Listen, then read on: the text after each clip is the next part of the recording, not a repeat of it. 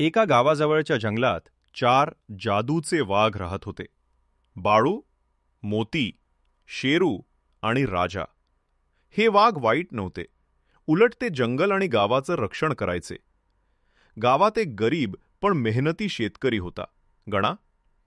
एकदा दुष्काळ पडला आणि सगळ्या शेतात पिकं सुकली. गणा देवाला प्रार्थना करत होता, देवा, थोडा पाऊस पाठव. ते ऐकून 4ही वाघ आले. बाळू म्हणाला, आपल्या जादूने याला मदत करूया.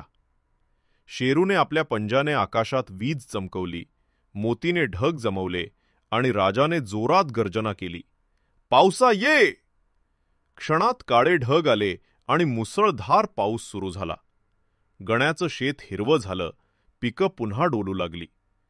गणा आनंदाने म्हणाला, धन्यवाद रे माझ्या जंगलाच्या देवांनो. पण वाघांनी हसत सांगितलं, आम्ही देव नाही, फक्त मित्र आहोत. तू निसर्गाचं रक्षण कर, आम्ही नेहमी तुझ्यासोबत असू. त्या दिवसापासून गणा आणि गावकरी जंगलाचं प्रेमानं रक्षण करू लागले.